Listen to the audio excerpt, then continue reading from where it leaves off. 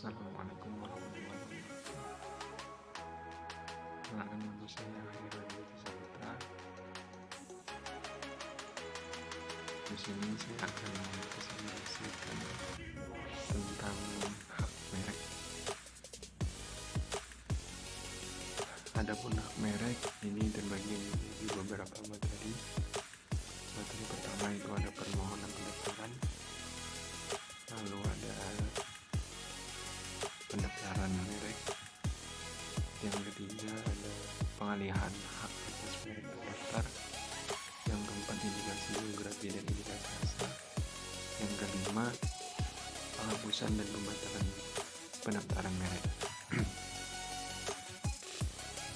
Adapun dari 5 poin tadi yang saya sebutkan itu akan ulas satu persatu di sini. Kita mulai dari pemohonan pendaftaran. Tapi sebelum kita membahas pemohonan pendaftaran, kita harus ketahui dulu apa itu merek atau apa itu hak merek. Merek adalah salah satu atribut yang penting dari sebuah produk yang penggunaannya pada saat ini sudah sangat meluas karena beberapa alasan, di mana memberikan merek pada suatu produk berarti memberikan nilai tambah produk tersebut. Dapat kita pahami, merek di sini adalah atribut dari suatu barang yang diberikan oleh seseorang guna menambah hasil promosi atau meningkatkan dari penjualan barang-barang yang dijadikan sebagai usaha.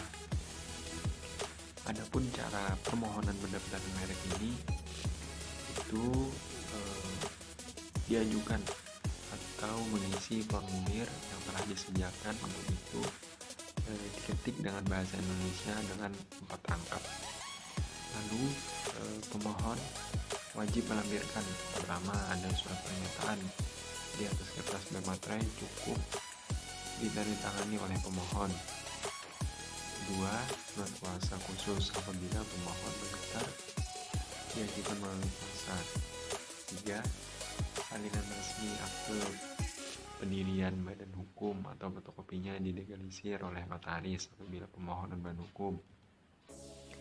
Hal yang keempat, 241 lembar etiket merek atau 4 lembar diletakkan pada formulir yang dicetak di atas kertas.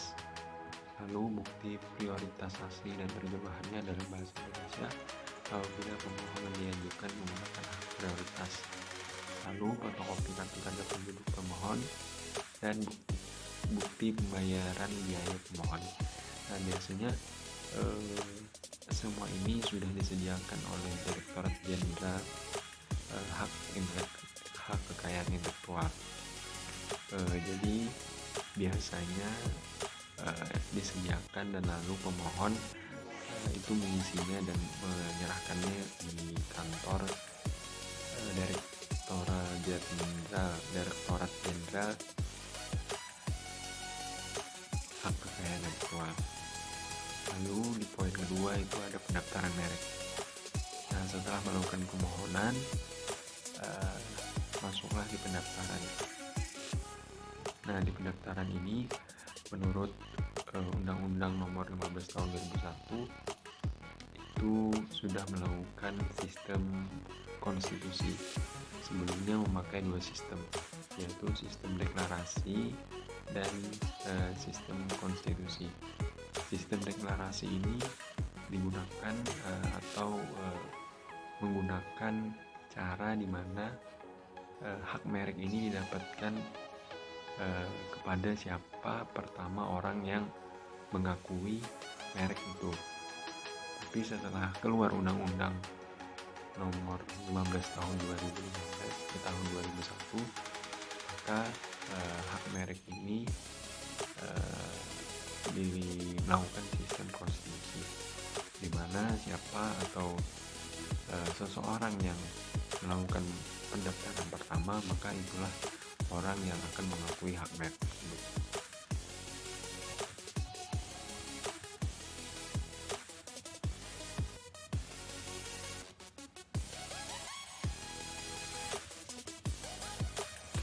Cara pendaftaran ini pun juga ada beberapa kriteria ataupun aspirasi yang harus dilengkapi guna memperkuat alasan atau pendukung dari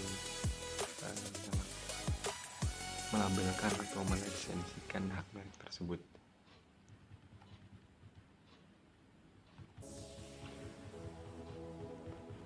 Tapi tentunya dengan melakukan pendaftaran merek ini juga memiliki kriteria pembeda, artinya ada hal yang dimana hak merek ini bisa ditolak atau diterima.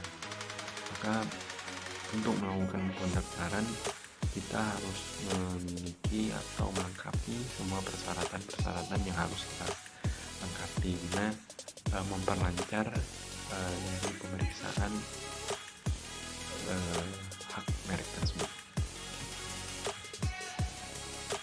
Hal yang ketiga itu ada pengalihan hak atas merek terdaftar.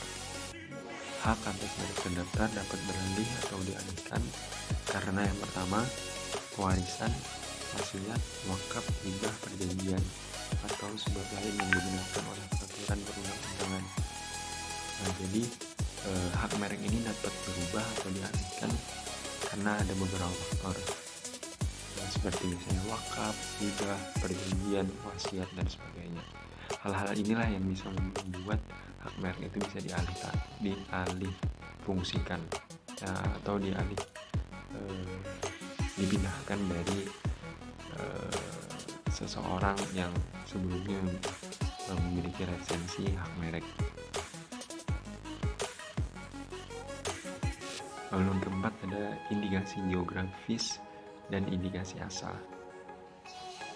Indikasi geografis adalah suatu tanda yang menunjukkan daerah asal suatu barang yang karena faktor lingkungan geografis, termasuk faktor alam, faktor manusia, atau kombinasi dari dua faktor tersebut.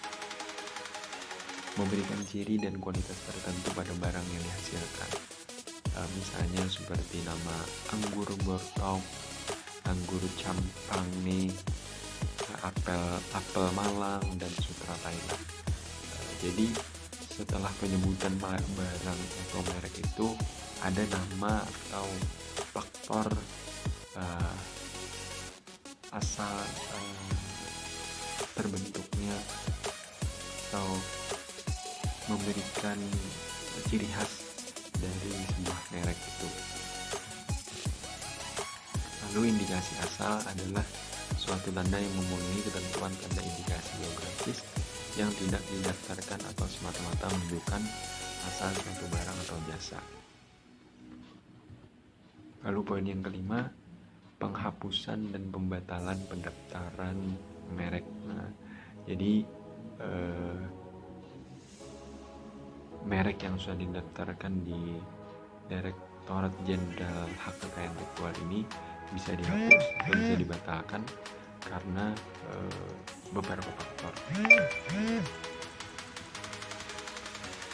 Berdasarkan pasal 61 dan 63 terdapat 3 cara penghapusan merek terdaftar, yaitu 1. Penghapusan atas prakarsa Dirjen Haki. Yang kedua, penghapusan atas permohonan pemilik merek. Yang ketiga, penghapusan karena gugatan pihak ketiga dalam bentuk gugatan kepada pengadilan. Nah, jadi ada 3 hal menurut berdasarkan pasal 61 dan 63 itu ada 3. Itu karena yang pertama itu karena penghapusan atas prakarsa Dirjen Haki, artinya dari Dirjen Haki setelah melakukan pemeriksaan dan di situ diketahui ada hal atau ada etiket yang kurang baik, maka dari Dirjen Hakilah yang memperkasai untuk melakukan pembatalan. Lalu yang kedua, penghapusan atau pemohon pemilik merek. Jadi misalnya ketika pemohon merek ini melakukan pendaftaran lalu kemudian merasa mereknya ini ada kesamaan dengan merek orang lain, maka mereka mengusulkan atau berinisiatif untuk melakukan permohonan atau penghapusan guna untuk menghindari hak kita atau hak merek. Yang ketiga itu ada penghapusan karena gugatan pihak ketiga dalam bentuk gugatan kepada pengadilan. Jadi karena ada hak atau hak merek tadi yang sama, maka perlu untuk digugat ke pengadilan guna menemukan titik terang di mana hak merek itu bisa dipindahkan. Lalu yang terakhir mengenai tata cara penghapusan merek. Menurut pasal 65 Undang-Undang Merek 2001 menyatakan bahwa penghapusan pendaftaran merek hanya dapat dilakukan oleh Direktorat Jenderal Haki dengan cara mencoret merek bersangkutan dari daftar umum merek dengan memberi catatan tentang alasan dan tanggal penghapusan. Nah, jadi tidak bisa orang lain mengklaim atau menyatakan bahwa merek yang sudah diajukan itu sudah dihapus tanpa ada pengakuan dari Direktorat Jenderal Haki. Jadi yang menghapus dan menghilangkan atau membatalkan itu dari Direktorat Jenderal Haki yang bersangkutan. Mungkin itu saja yang bisa saya dapat sampaikan. Atas kekurangannya saya mohon maaf. Saya akhiri dengan topik walidayah. Wassalamualaikum warahmatullahi wabarakatuh.